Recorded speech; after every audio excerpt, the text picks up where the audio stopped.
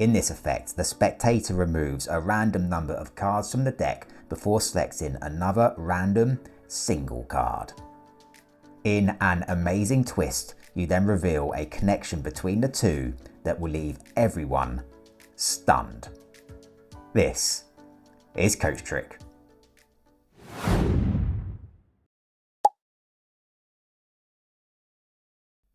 Welcome back to another exciting tutorial. Today's effect is a mind-boggling display of stunning coincidence, and even better than that, it's a self-working marvel, doesn't contain any difficult moves, and is suitable for magicians of all skill levels. As ever, stick with us to the end as we explore how mastering magic can not only entertain, but also turbocharge your confidence and presentation skills. Okay, get ready to amaze. Grab a deck, and let's go. Okay, so as ever, let's just kickstart by taking a look at the effect itself. This is going to be an experiment into chance and coincidence with the spectator, and you can just give the deck a quick mix. Now, to start the experiment, you're going to turn away so that you can't see anything that's going on. And you're going to ask the spectator just to think of a number between 1 and 10. It's a totally free choice, any number they like, and just to think of it. Let's say in this instance they think of the number 7. You're now going to ask the spectator to take the deck and to deal that many cards to the table. So in this instance, 7 cards. 1, 2, 3, 4, 5, 6, 7. Now you're going to ask them to do that quietly so that you can't hear what's going on. You're now going to ask the spectator to take the cards they've just dealt off and to hide them so that you can't see them. So they might cover them with their hand or place them in their pocket. It's up to them. At this point, you can turn back around.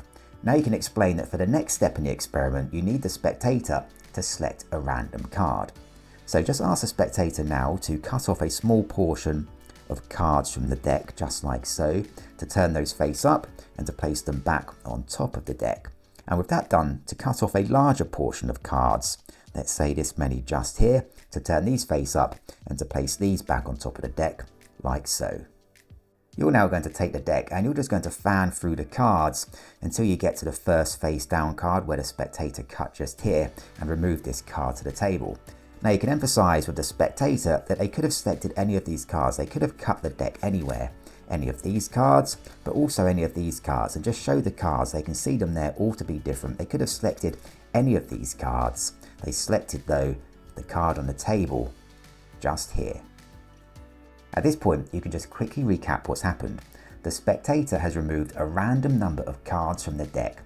There is absolutely no way that you could know how many cards they've removed, and they've now also selected a random card on the table just here.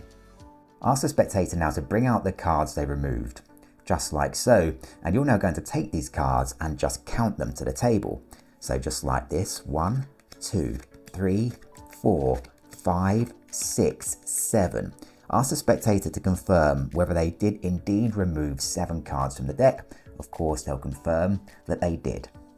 You can now explain that for some unknown reason, in situations like this, we sometimes end up with an amazing coincidence where the card randomly selected by the spectator somehow ends up matching the number of cards they removed from the deck. In this instance, the spectator removed 7 cards from the deck, and now you can reveal how their randomly selected card just here also somehow just happens to be a matching 7. This is an amazing display of coincidence, and it's also super easy to perform, so stick around because now I will show you exactly how it works.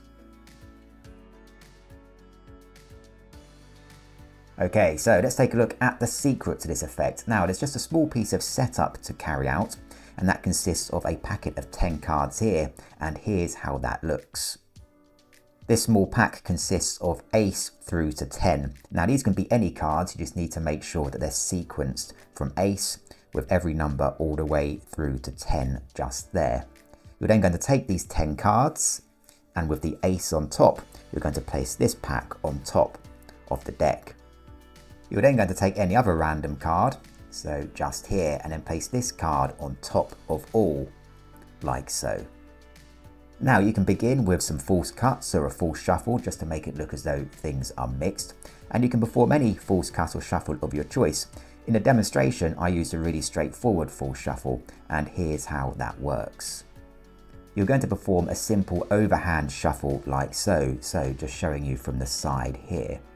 You're first of all just going to slide off a portion of cards greater than 10 so that it includes your top pack just here. And then you're going to bring the rest of the pack down in front of those. So you now have 2 packs of cards. And you're just going to grip these and keep them separate like so.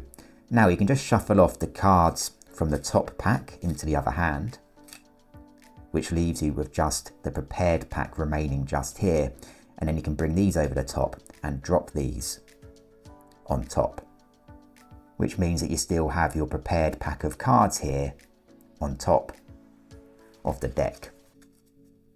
And with that done, we're good to go. You can now ask the spectator to think of a number between 1 and 10 and to deal off that many cards. It really is a free choice. Let's say in this instance they think of the number 5. So with yourself looking away, they'll deal off 5 cards. 1, 2, 3, 4, 5. You can then ask the spectator to place these to the side so that you can't see them, and they can hide them in their pocket or cover them with their hand, whatever they like. You're now going to ask the spectator to select a card from the deck, but we're secretly going to force the top card from the deck just here, and because of the way we've set it up, this card will now be a 5, which matches the number of cards they've just removed from the deck. So to force this card, in the demonstration I use a simple double turnover force or a cut deeper force, and here's how that works. Just ask the spectator to cut a small portion of cards like so to turn them face up and place them on top of the deck, and then to cut a bigger portion of cards, again taking those like so, turning them face up and placing those back down on top of the deck. You're now going to take the deck and you're just going to fan through the cards until you get to the first face down card, saying that's where the spectator cut, and you're just going to remove that card to the table. Now to emphasize the spectator could have selected any card and cut anywhere, you're just going to show them the rest of the cards, showing them all to be different just here in this half, and then place these down onto the table, and then to take the other half here, again just showing these cards and emphasizing they really could have selected any card. Take these cards, place them on top of the other pack, and you can now place these cards to the side. Ask the spectator now to hand you the cards they removed from the deck, so just over here, and you can count these to the table. So 1, 2, 3, 4, 5, asking the spectator to confirm that that's the number that they removed from the deck, in this case 5 cards. Emphasize that they really could have selected any number of cards, and now all that's left to do is to reveal the amazing coincidence that the spectator's randomly selected card just here also just happens to be a matching 5. A wonderful little effect. Take this one, practice it, go out there, perform it, and of course, above all else, have fun. And there you have it, another amazing card trick. Beyond its entertaining effect, learning magic is a great way to sharpen your communication skills. When you perform, you practice storytelling, engage your audience, and learn to convey confidence and clarity, skills that translate into many areas of life. So keep practicing and sharing the wonder with your audience, and watch as your skills continue to grow. Thanks for joining me today. Until next time, keep the magic alive and take care.